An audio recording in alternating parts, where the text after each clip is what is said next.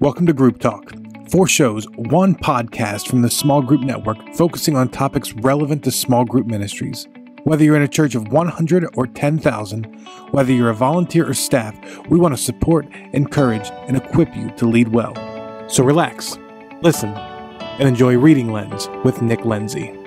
Hi friends, welcome back to another episode of Reading Lenz. So happy to be with you today. We loved hearing how much you've enjoyed our first episode, and we have another great one lined up for you today. I'm your host, Nick Lenzi. For those who are new, welcome. We're so glad that you've joined us. Reading Lenz is a group talk podcast where we'll share with you insights from books that we are reading and what our takeaways are, how we plan to incorporate those into our lives, leadership, and our small groups. I know this is our second episode, but we're going to share with you what was originally our pilot episode. We were really just going to record this as a test, but it was such a good conversation that we didn't want it to go to waste. To give you a little bit of context for this episode, it was recorded back in June, and I'm sure, as you know, that really feels like it was recorded long ago in this 2020 climate. But to help me out with today's episode are 2 people who've really helped pave the way for the show to become a reality, Andrew Camp and Carolyn Taketa. I love these 2 people. They're so thoughtful and wise. The 3 of us used to do book reviews on the old group talk format, and we'll leave those in the show notes. There's some really good books that we went through. But let's share a little bit about today's guest. Andrew is currently a spiritual growth pastor at Mountain Life Church in Park City, Utah, where he's been serving there since 2016 and contributes monthly to the Small Group Network blog. Some really good posts out there from Andrew. Carolyn serves as the small group pastor at Calvary Community Church in Westlake Village, California, where she's been on staff since 2005. She has been the host of Group Talk podcast for the past 5 years and is now the host of a newly named show, Here to There, under the Group Talk umbrella for the Small Group Network. I swear to you, I'm not sharing this just because I'm a good friend of hers, but it's so good. She recently had an episode with Ben Reed that I just really enjoyed. It was just an honest, good conversation and so relevant for what we're facing in our group's ministry. So be sure to check that out. One of my favorite things about the 3 of us is that each of us kind of stumbled into small group ministry. Carolyn used to be an attorney. Andrew was a chef. I worked on Wall Street as an investment banker. So, we didn't set out to become small group ministers. And so I think that's one of the reasons that I love the Small Group Network is besides just meeting great people like Andrew and Carolyn, it's been a great place for resources to learn. Our story is pretty much, pretty common in the network in that the majority of us didn't set out to lead small group ministries. And so this is a common place where we can come together and learn and grow. So let's get this show started. Today's book is Daring Greatly by Dr. Brene Brown. The subtitle of the book is How the Courage to be Vulnerable Transforms the Way We Live, Love, Parent, and Lead. We're going to be sharing a lot about that today and how that courage to be vulnerable really helps us with our small groups.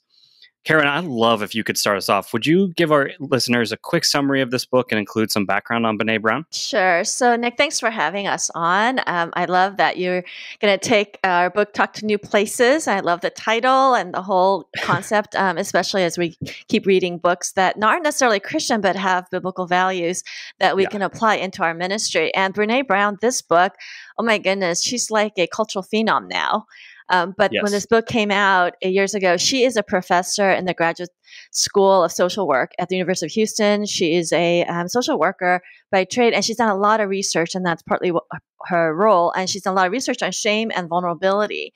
But the way she came to fame was because she was the number 2 most watched TED Talk, currently at 48 million views. I mean, that's like that's nuts. Crazy. And she also got that Oprah bump too. Oh yeah, that didn't hurt, right? So she's like huge. She now also has a podcast that I listen to. I think is really good. She just has a lot of wisdom because she's done a ton of research. And anyone who listens to Group Talk knows I love people who've done their homework and facts are friends.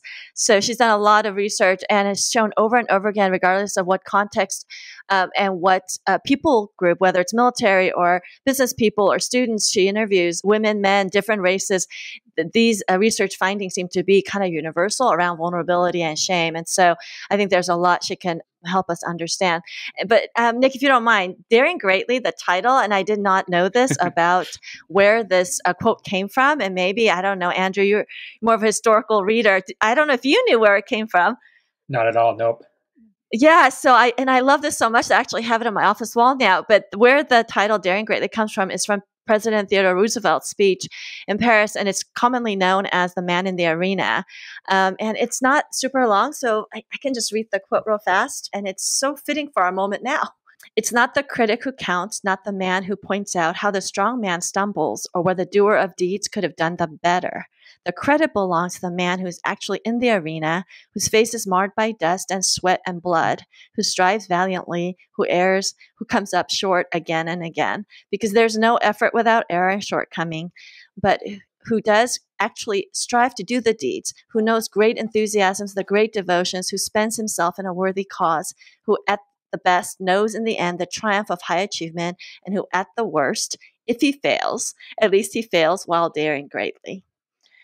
And that just like took a hold of my heart. This, I think I read it about maybe 6-7 years ago. And the idea that it's really about showing up. It's about engagement. It's about being active and intentional in our lives, to show up as who we are in all of our imperfection, to be in a vulnerable state and allow ourselves to be seen for who we are, and being okay with whatever happens, whether that leads to rejection or enthusiasm or whatever it leads to, being okay for that. And I think because we know Jesus, because our identity is grounded in him, we can be show up in our whole vulnerability. And this is really the core of what we hope happens, right? In our small groups, that there is this honest engagement with who we are and who we want to become, and an acceptance and grace with one another for who we aren't yet.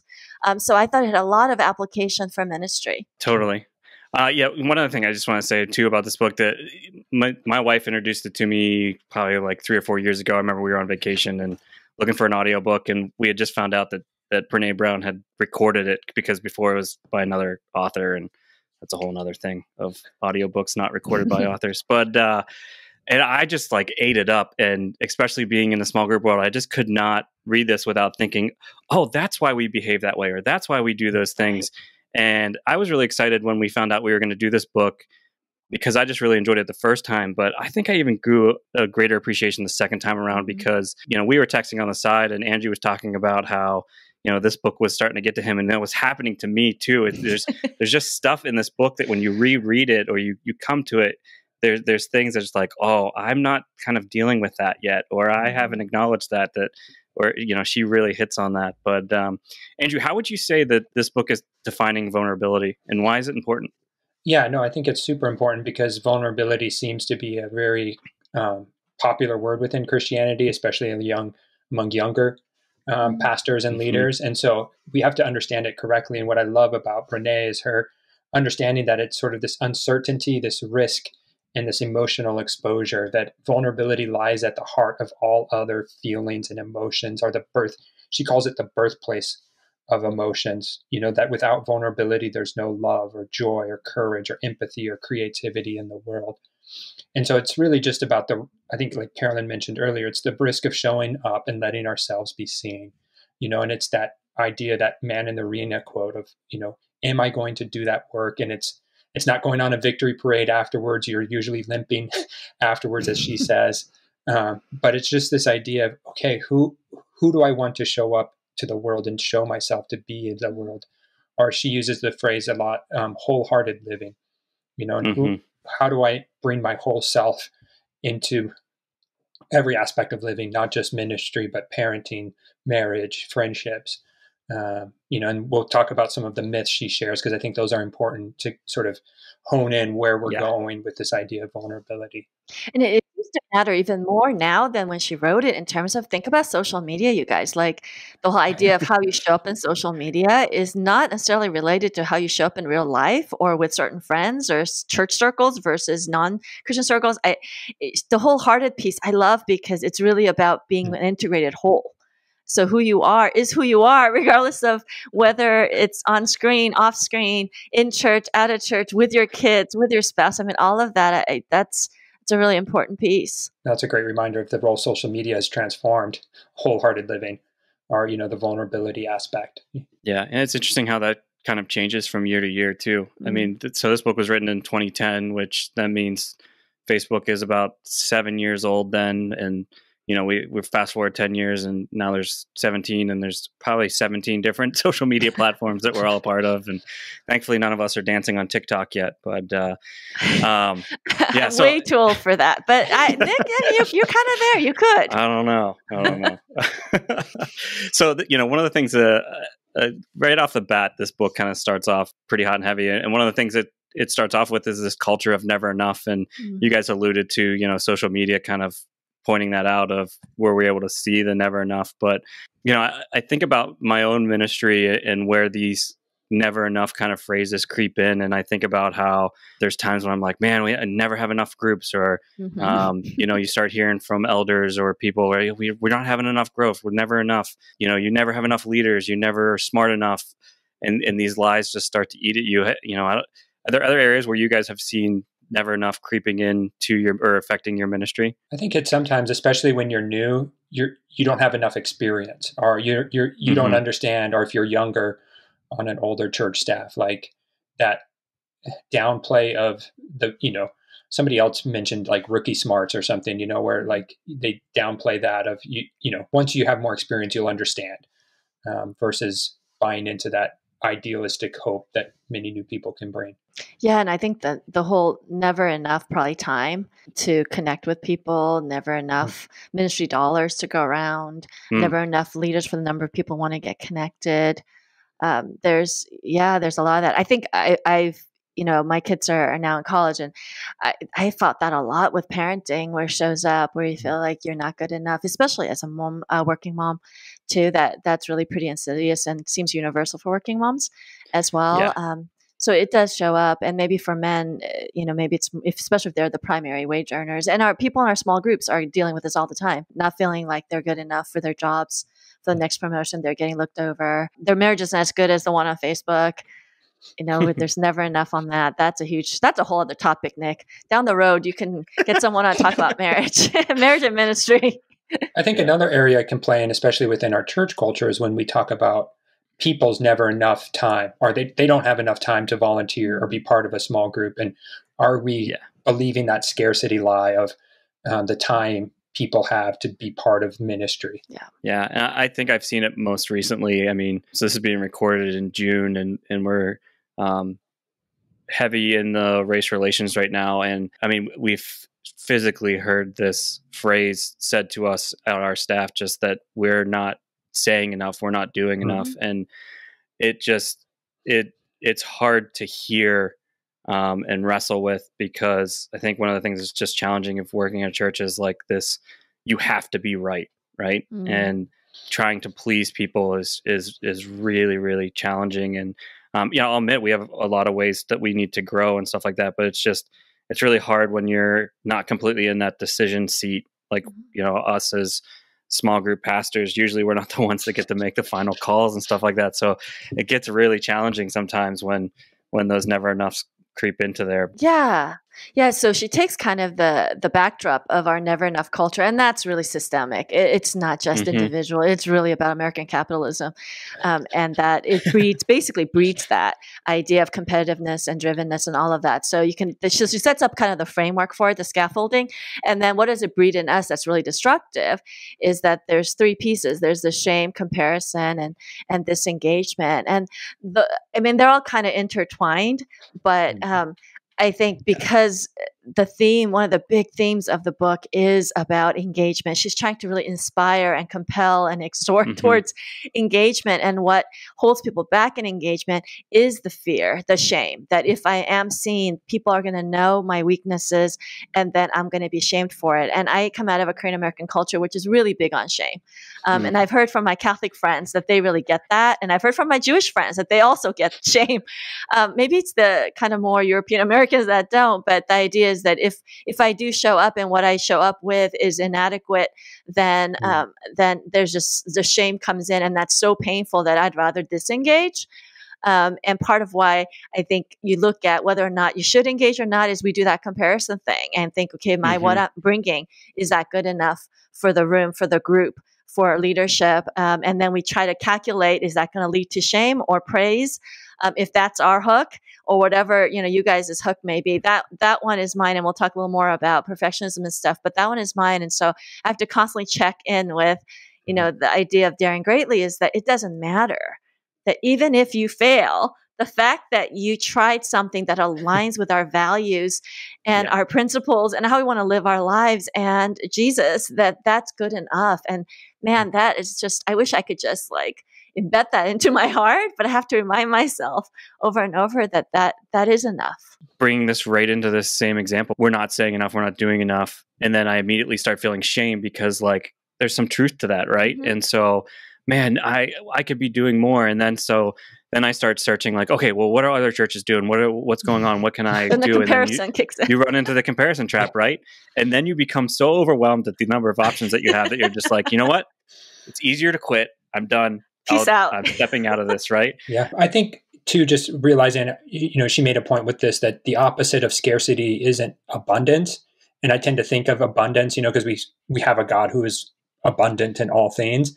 But for us as this day in, day out living is vulnerability I don't need an abundance of leaders to make me feel better. What I need to do is like what Carolyn said, is just keep showing up, and that's enough, And so I just trying to think that, and, the disengagement part's big because in these crises moments, it's like, we just want to unplug because, there's so much feeling, it's just too much to carry.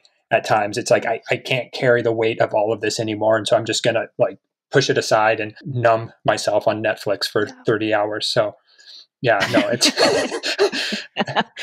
Yeah. Cool. So let's move on to another, her next big section in here is where she starts to break down. I'm going to read off the 4 of them, and then we can sort of talk about, how we see those infiltrating our groups. So the first one is that vulnerability is weakness. The second one is that I don't do vulnerability. The third one is the vulnerability of letting it all hang out. So this is the person that just comes in and overshares. She shares this concept of floodlighting that I'd love to talk about. And then the fourth one is we can go at it alone. Carolyn, is there one that you see that sort of jumps out? Yeah, I think the first one for sure. In our training, we talk quite a bit about saying if you want vulnerability, and people don't even like that word, especially older males. They don't even like the word. So I kind of use a different word. I just talk about authenticity. They seem more comfortable with that, but I'm saying the same thing, is the idea that, if you want an authentic sharing and discussion, then you're going to have to go first. Leaders have to go first. So you need to model that, which means you need to show a weakness. You need to share that you're not doing the Christian life and victoriously as you would wish. And you don't get to just tell the stories with the perfect endings where you triumphed and you and God wrote off the sunset together. You're going to have to share, hey, this is really hard right now. I'm really struggling at work or home or wherever.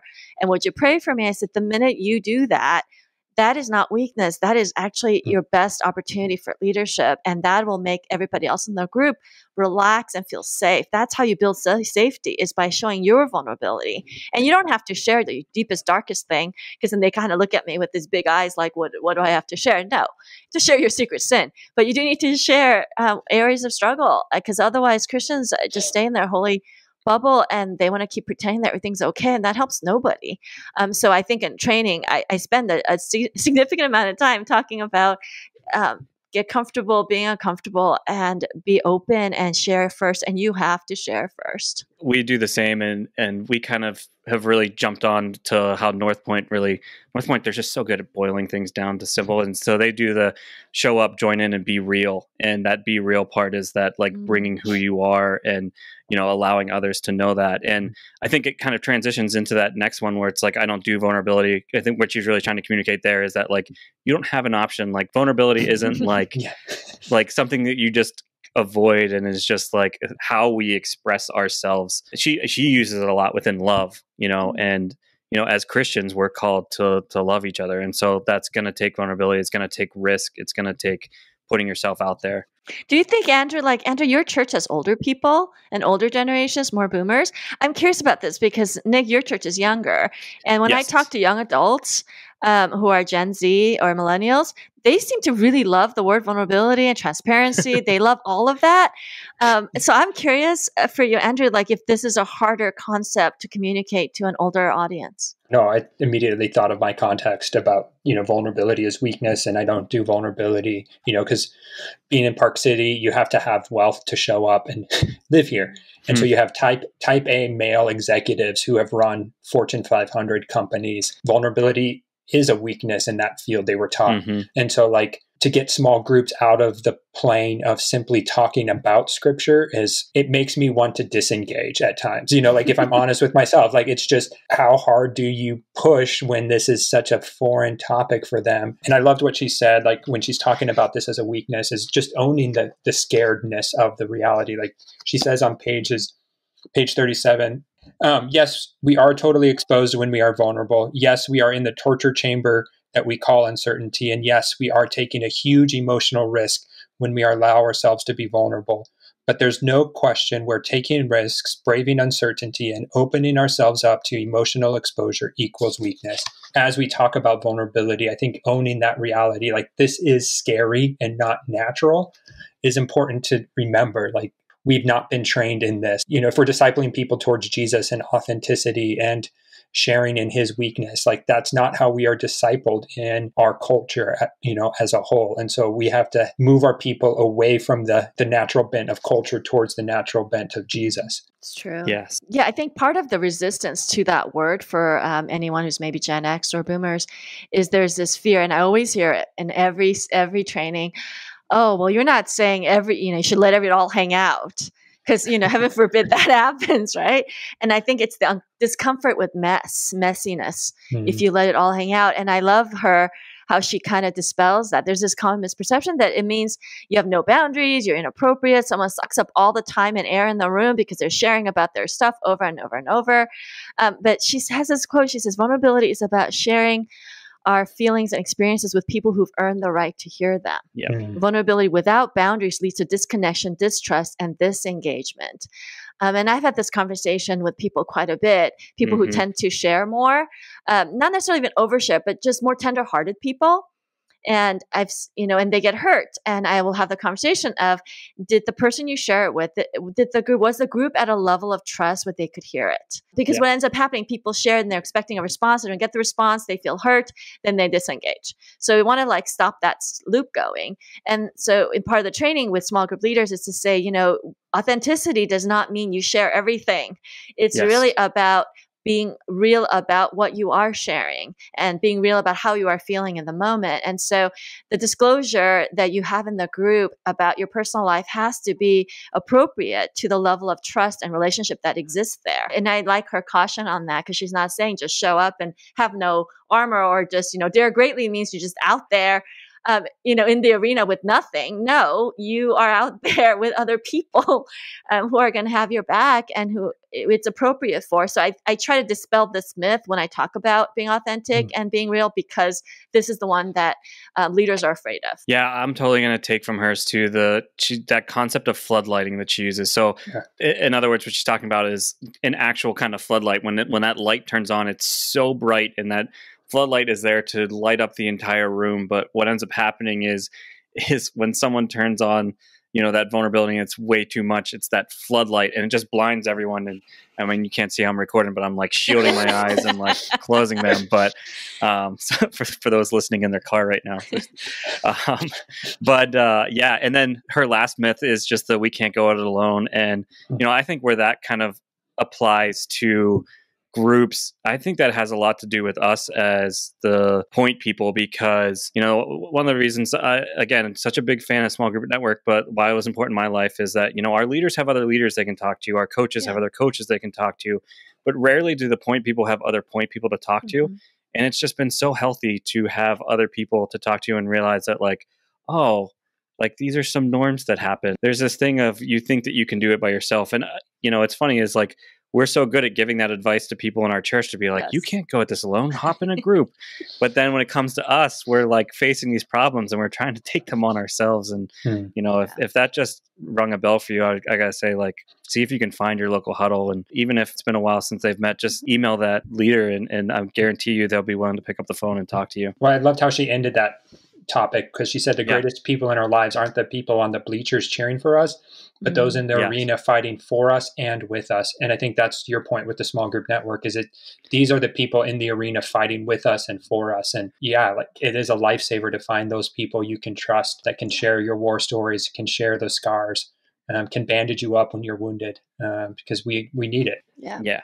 So, we've got into the myths and how it's become destructful. Then she moves on to how we kind of protect ourselves from being vulnerable. And she talks about vulnerability armory, so kind of the weapons. And so she has 3 of them. Foreboding Joy, which is the paradoxical dread that clamps down on the moment of joyful. That was just the academic in her. So Foreboding Joy is really like making sure that you're not peaking too high or too low. It's Eeyore. It's basically being unwilling to allow yourself to be happy or joyful because you're worried that the minute you are, that it's going to be taken away from you. Exactly. Yeah, and I guarantee this is going to be a big part of this podcast is Nick trying to read big words that he's just totally missing them. So maybe we'll get a sound effect for that in the future. The next one is perfectionism, believing that everything perfectly means that you never feel shame. And the last one is numbing, where we embrace whatever deadens the pain of discomfort and pain.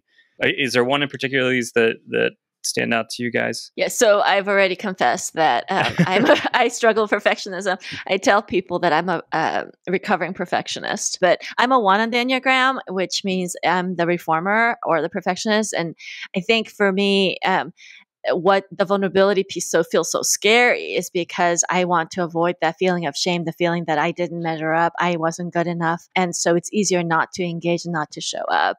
And so I think it makes me more when I'm caught up in that, I can become more risk averse. So, she says perfectionism is not the path that leads to our gifts and our sense of purpose. It's a hazardous detour.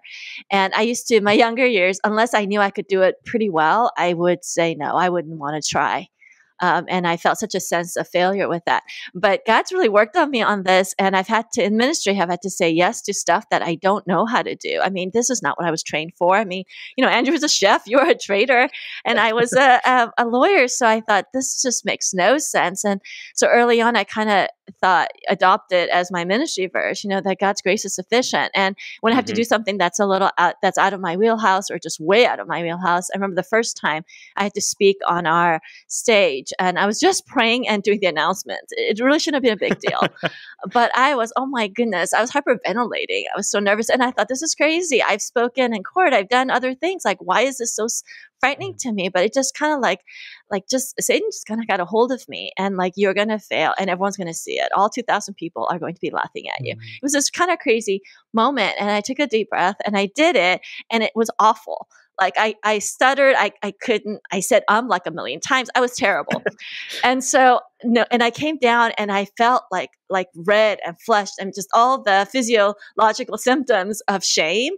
And embarrassment. I thought, I can't believe I tanked that so badly. Now everybody's going to not want to be led by me. Now our ministry is going to suck. I mean, the whole thing, I just went down this whole rabbit trail of horribles. And what's so interesting is later that day, I came home, I just wanted to crawl into bed and just forget it ever happened and just disappear. But what I realized was that I lived through it. The worst thing that could have happened in the sense for me. The irony is that most people thought it was fine. But for me, it was awful. And because it was so awful, I thought, I'm not going to survive this. It felt so difficult. And then I realized, you know what? I survived that. I can live to fight another day. And I thought, if that's the worst I can be, and people didn't run away and they signed me up for another, prayer the following month or whatever, I'm like, okay. And I asked our leaders, that was really awful. And they're like, yeah, it could have gone better, but it's a good start. And what's so sweet now, you guys will get a kick out of this. So I've been doing now those for maybe 10 years. And there's people who still remember that one, the first one, where I was trembling, literally shaking like a leaf on stage.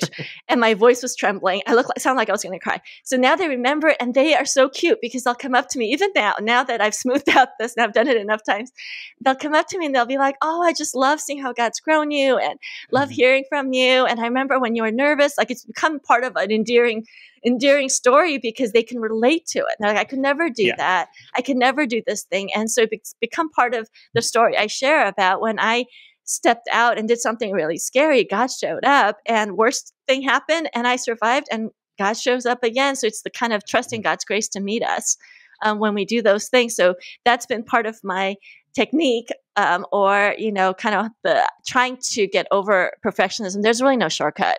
You kind of have to do it, fail, realize you're still loved, and then you do it again, over and over. Yeah, I really appreciated that part of this book too, because I have struggled with perfectionism. If you want to hear about that, go back and listen to our last podcast on Free to Focus and hear about my ideal week and all this stuff, and you'll be like, man, you were striving for a lot there, buddy. And then throw in COVID to this, and it was God trying to tell me to slow down. But I really loved how she talked about how we use that to protect ourselves. I never thought about how perfectionism can be this shield of like, oh, well, the reason that this didn't go well is because I didn't do it perfectly. And so you end up in this crazy cycle. But what's hard is that, like, even when you think about the gospel, like, it's impossible for us to be perfect. And, thankfully Jesus has transferred that to us, the amount of grace that's there. But I also relate to the numbing that's in here. What she does a really good thing talking about how numbing isn't just, often we just think it's drug and alcohol or whatever sort of addiction it is out there. But this was from 10 years ago too. But she talks about how, like, even the phone can be a form of numbing. And ever since reading this book, I just totally feel that, where like, after I've been scrolling Twitter for some time, to just like, it hits me and it's just like, all right, Nick, what are you avoiding? What is going on here that you are just stuck in this trance and you can't get off the couch? You can't do these things. And so I've really enjoyed how that has helped me to think through these things. Andrew, is there any for you that... Yeah, I think the foreboding joy, sometimes I tend to think the worst case is going to happen. If my, during COVID, if my chest hurts, I have COVID, obviously, because, what else could it be? Or, I cough, therefore I have COVID, And so I think just this, she talks about foreboding joy as that protection of preventing us from really living in that moment, those embracing those simple joys. And so it's that moment where, when I am enjoying that moment, how do I let myself be fully present and not think, if it's with Claire, my wife, like, well, if she knew this, or, if she, like, just that yes, but how do I get rid of that yes, but in my head, and so I think that's just really key, is how do we, because she talks about in the foreboding joy of just finding the joy in the simple things, that joy isn't this euphoric high of, so how do we just find calm and joy in the everyday, especially during this time, and for me, that's been going on walks with my 4-year-old daughter, just pushing her in the stroller and having her talk to me about little things, or saying, Daddy, can we play I Spy with my little eyes, and how do I just embrace those times and not think through all the ifs, ands, buts about ministries right now, that really just be present. Yeah. And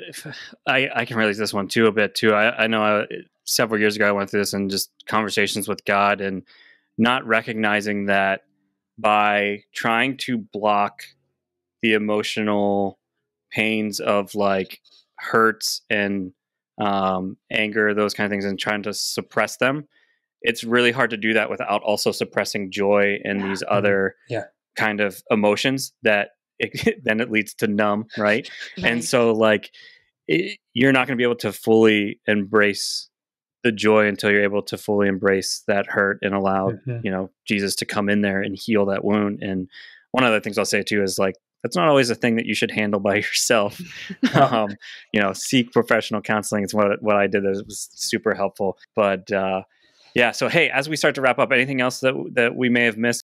During this COVID season, I've had to mediate more messes in small groups than we've had previously, and just hard stuff, messy stuff. And it's been trying, because I think people's resistance during the stressors of this time, all the uncertainty is bringing out more of people's unhealthy sides, and as well as weaknesses. So I keep telling leaders, this is an opportunity. You're getting to see the cracks in people's lives that typically in Southern California, in our affluent area, you don't get to see. You're getting to see cracks in people's parenting and stressors. And so now you have an opportunity to step into those cracks and meet it with grace and love and support. And that will change your group going forward. But man, in that process is so messy and feels so threatening and uncomfortable that they just want to get to the end. Just tell me how to fix my group. And I'm like, there's the only way through is through. And so embrace the opportunity, embrace the discomfort. And hopefully what comes out of it is to trust that God can redeem that. I think apart from Jesus, like a book like this really would just annihilate me, because really, how could I possibly have the confidence or the security to venture out? It's way too scary to do that. I think for me, just this Mind the Gap, she talks about it, aspirational values versus practice values. And so, in your church, in our churches, we have aspirational values. Like we'll say we want everyone in a group, but what is our actual practice value? And Brene talks about that the greater the divide between those two, the greater level of disengagement. So the more you hear senior pastor, say, preach on groups but don't actually practice it, Yeah. you're going to disengage. And I found myself struggling with that. Like, we want everyone in a group, but only if you have time, or only if you can make time, or only if it fits your schedule, or if it's convenient, but don't inconvenience yourself too much. But we know you have an excuse. And so that just leads to disengagement. And the tricky part will be it's easy for me to see that, but then how do I have those hard conversations that require vulnerability in me showing up, but that don't raise the defenses of my leadership to the point where they can't hear me, so that they don't tap into that scarcity, never enough, I'm never good enough as a leader for you. And so I don't know, I don't have an answer for this yet, but I just think like this could be one way of taking a hard look at our ministries of, okay, where do we fall, and where can I lead us forward during this time? Yeah, I think that's so important for us to review pretty much I would encourage you guys to do this on an annual basis, but like review how you guys are communicating your groups on a Sunday online, those kind of things, because I think what ends up happening is we end up communicating sometimes with this dream world of what groups are, and then when they go to it, it doesn't line up to what it is. And so, we've really had to balance how we promote our groups, because if you go in and you share just the stories where there's this extreme level of care, then everyone's going to expect that when they go to group, and you can't promise that care is always going to be there inside every single group. The same goes with, relationships that'll get built in group, and the spiritual growth. It's just really trying to find the tension between them. But then one of the other things I'll say too, that I try to like monitor, is that like, we have some groups that they kind of want to go on their own path. They want to do their own study. They want to do those things. Like when I have a group that comes to me and they want to do it their own way, like I'm not going to promote their group online, because that's not what we're communicating our groups to be. So if someone ends up jumping in that group from church, from online, and they jump into that, they're going to think that's what those groups are. And so you kind of need to watch out for that too, and that like is what you're communicating actually what you're delivering. So that's a super, I realize that really got away from vulnerability, but I think it's like super important that she's kind of acknowledging from a group kind of communication standpoint. I realize she's talking more of like, are you personally, delivering what you say you're going to do I would say one of the other things too that this book is worth is her section on parenting is really good. I learned a lot, not just as a parent, but as a leader. I think there's some phenomenal concepts in there. She has one about approaching things from the same side of the table. So in other words, like communicating this value of like, we're in this together. That was really good. And then she has this one thing that I teach all of my groups. The most important phrase that they can know is, I don't know the answer, but I'd love to go seek that out for you. It was really cool to see this in the book. I don't think I got it from this book, but I just love that like too often our leaders are expected to be these experts, and I never want them to be that. I just want them to be encouragers inside the group, and we can come alongside and partner with them. So them knowing that like, hey, I don't have the answer, but like, let's go figure this out together is just such a great way to communicate to someone like, hey, I care about you and I care about this answer, and I'm not going to waste your time by giving you a fake answer that I'm not confident about. So I thought that was really awesome. Her parenting chapter is gold. But one thing that does carry over is she talks about the fact that it's not about what type of kids you're raising, but who you're displaying for your kids to see that will really shape them. And so I think that's cool as a pastor to think about. It's not about like what type of disciples do we want to form, but who are we showing ourselves to be a disciple of Christ to, that can mimic and bring people alongside and invite people into that journey, that hard, vulnerable journey with us. So no, yeah, her chapter on parenting is gold. Yeah. The other thing I'll point out in the parenting one that's there is she dives back into that comparison thing. A lot of parents are always like, because none of us have been parents before we get into it. And it's kind of like none of us have been small group people. So we're like trying to figure out, how do we do this, right? And she has this quote in there. It says, daring greatly means finding our own path and respecting what the search looks like for other folks. And that was a really hard lesson for me to learn, because you think that you have this perfect model, right? But you know that there's like these weaknesses within it. And so then you start judging other small group models that are out there while they're doing that, but like you don't understand necessarily the context of where they're doing that or why they come up with it. And so that has been critical Yeah, well, the learn as comparison well, and piece, to be. what you were saying earlier about what we communicate and what we actually deliver, that's where we get in trouble. So Mhm. typically you do the promo video with the great story. And I mean, you're not going to highlight a mediocre, kind of so-so Yes. group, right? What kind of marketing is that? All right, we've hit the end. We want to thank you guys for listening through this whole time. It's been really great having you with us. We hope you've enjoyed today's podcast. Listen, you can find all of us in the Small Group Network Facebook group. If you're not a part of it, just search for it on Facebook. It is one of the best resources. We just celebrated 5,000 people being a part of it. Yeah. There's great conversations going on there every day. You can search different topics within it. That probably needs to be a YouTube tutorial video that will get done sometime. But really great way to find those things and meet people who are thinking the same way, not necessarily thinking the same way, but are in the same arena that you are. We'll be back next month with Steve Kern from Compassion Christian Church in Savannah, Georgia.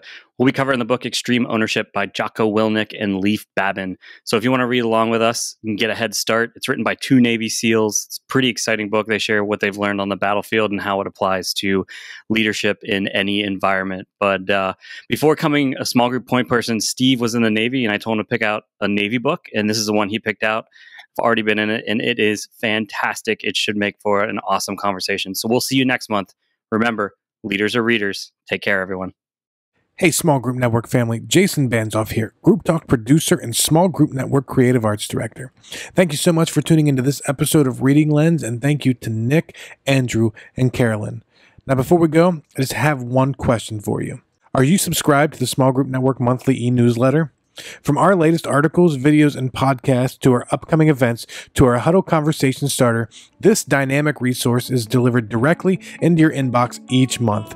Join the 20,000 other small group point people who have subscribed by visiting smallgroupnetwork.com, scroll down to the bottom, and click the blue subscribe button today. And thank you for listening to Group Talk. We invite you to subscribe to our podcast through iTunes and get new episodes downloaded automatically. Also, if you enjoy this program, please take a few minutes to give us a positive rating on iTunes so that other small group point people can find us more easily. We encourage you to visit our website at smallgroupnetwork.com to access our library of free resources, connect to a huddle with other small group ministry leaders in your area, read our blog articles, or join us on our Facebook group. Don't forget to use the hashtag SGNet when engaging with your social media channels. Thank you for your support.